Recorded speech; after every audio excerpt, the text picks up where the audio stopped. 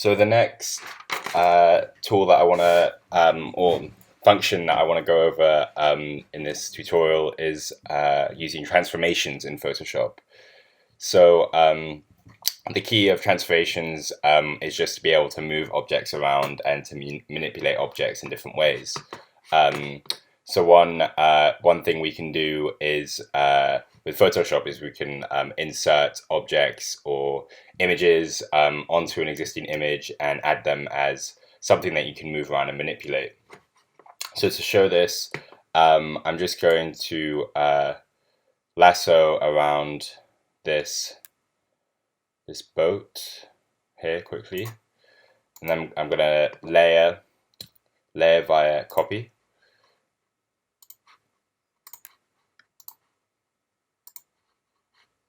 And as you can see, because I've layered it like so, I've got this new layer with this copy of the boat of here. And so we'll just practice kind of what we can do in terms of transformations on this new layer with the boat. Basically, you can access the transformation tool with Control T. This gives you if you click this, it will show kind of a blue box around the object or item that you want to transform. And if I were to drag over this and move it around, you see I can move it. Another way you can try and move certain objects is to access the Move tool in the top left corner here.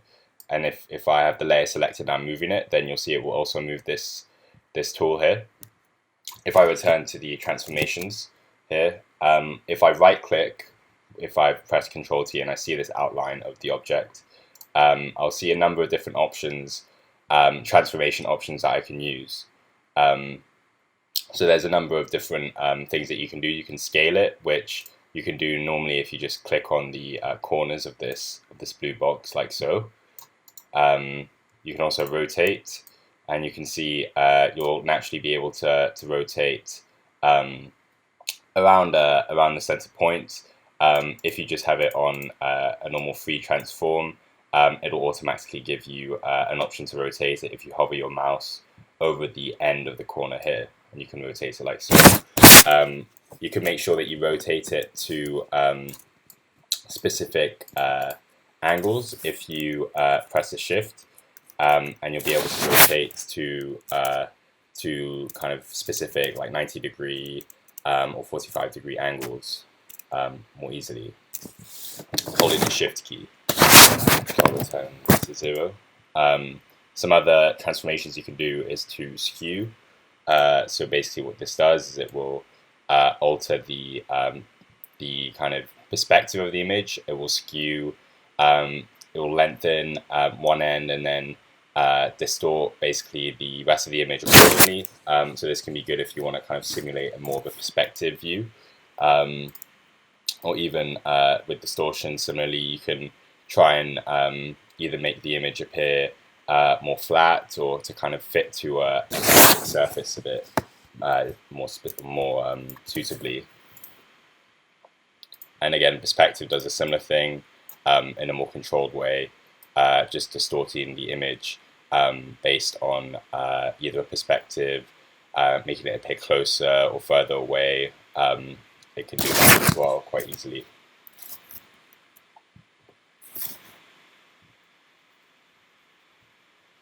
Another thing to note is how you can use blend modes in Photoshop. So you'll see at the moment you can find your current blend mode in the layers panel. It will just say at the moment it should say normal. You'll see it here next to the opacity slider.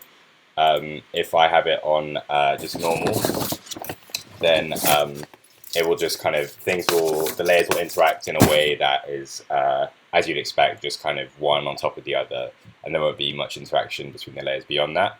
However, you'll notice that if I scroll through the different layers, that the way that the two layers are interacting changes quite a lot. For example, if I scroll down onto this category here, you'll see that the areas with the boat above it are appearing lighter, and then if I go down to this layer, it kind of makes the area of the boat darker. So essentially, these blend modes can be useful if you're experimenting just with different ways of making two different layers interact with each other. It kind of creates these different effects. You'll notice how it will, once I have this blend mode selected, it will apply to all the layers, so that it completely changes the way that the kind of the scene is being set up, and that Photoshop is kind of processing these interactions between essentially the colors of the pixels between the layers. And you can always quickly cycle between the different blend modes by pressing Shift and then plus or minus, and you'll see that it will kind of quickly cycle between the layers, and you can find a blend mode which kind of works for you, or artistically which kind of you think gives the effect that you want quite easily. Another thing to note is to change the way that the layers interact with each other is that you can actually change the opacity of the layer. So for example, this kind of cutout of the boat that I've made, if I use this slider up here for the opacity, if I reduce the opacity, it will increase the transparency of this layer that I've got currently selected. So it will kind of show the layer beneath it as well. So this is useful, very useful tool to know. Is just the ability to hide to a percentage each layer and have them slightly transparent as well.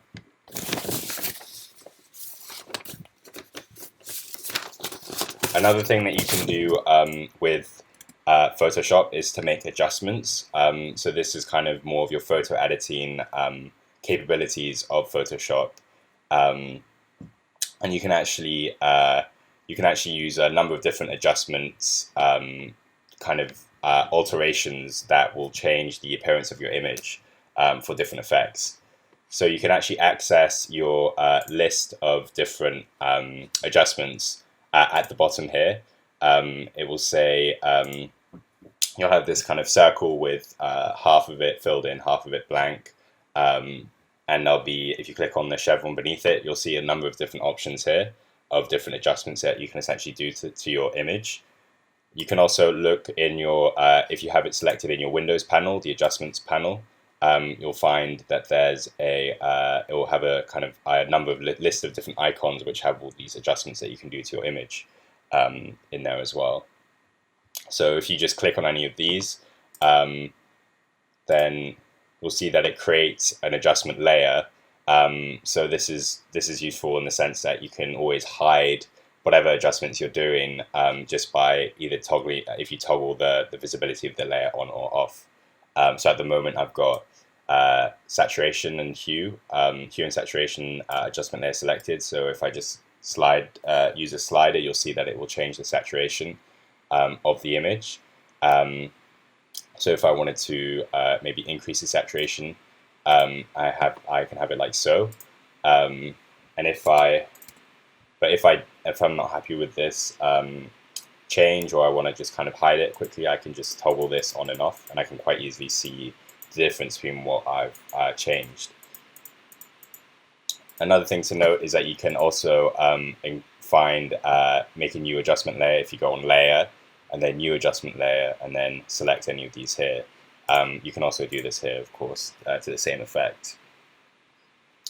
So another very useful adjustment layer to understand is the levels layer, and the levels is a very basic way of changing the way that you use a tone in your image. So you can change the tonal contrast. So if you move this left slider, the black slider to the left here, if you move it up, it will basically make the darkest make the darkest points in your image darker, as you can see here.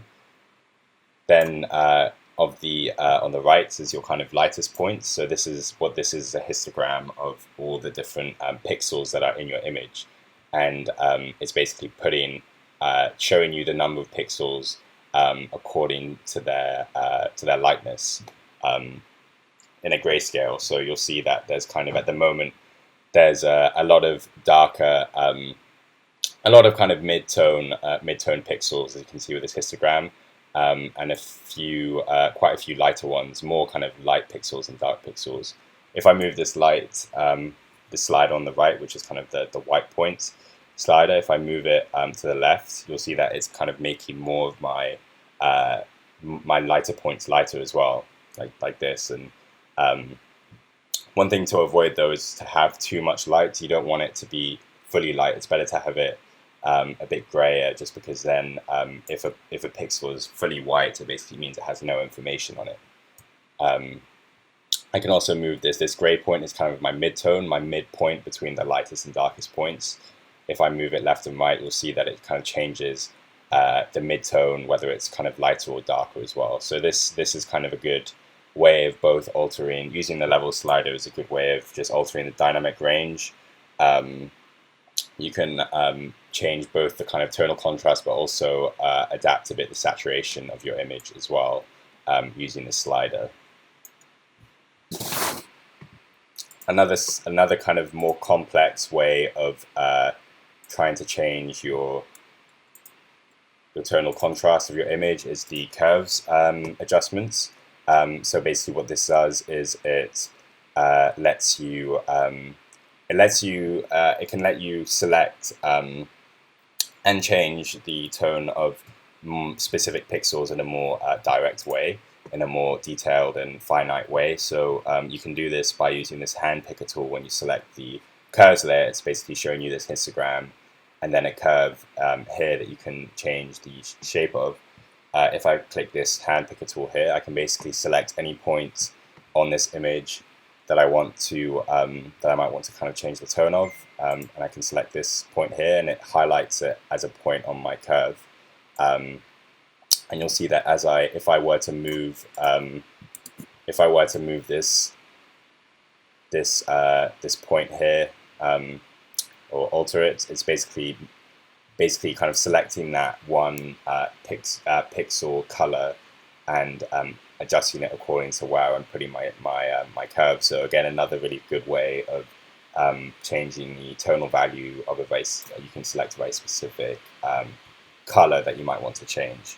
But very useful to just kind of experiment with. You can kind of achieve quite different contrast levels and kind of hues using this tool as well.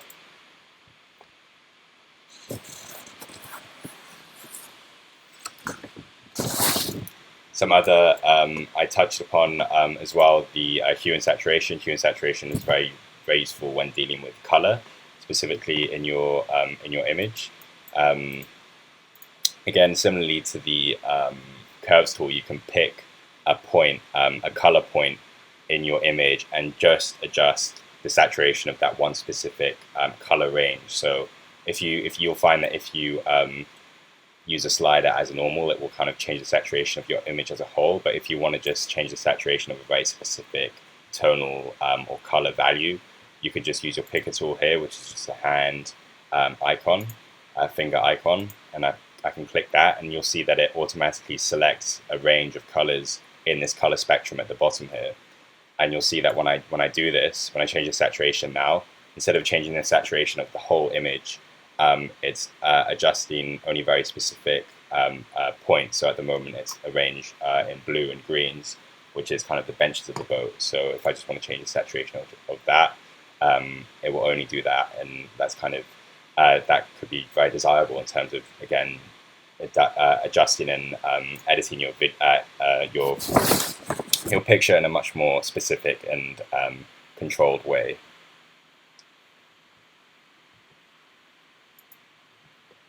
Another thing that you can do in terms of adjustments is to create a black and white. So if you just wanted to convert a color image into black and white, you can do this, but you can do this in a very controlled and very detailed way, in the sense of controlling how each color in your image, how that is being translated into a black and white image.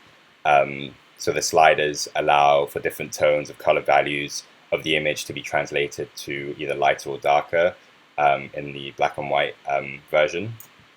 So you can kind of very much fine-tune how the black and white version of your image is appearing. So again, very useful to be able to kind of use these tools and these adjustments.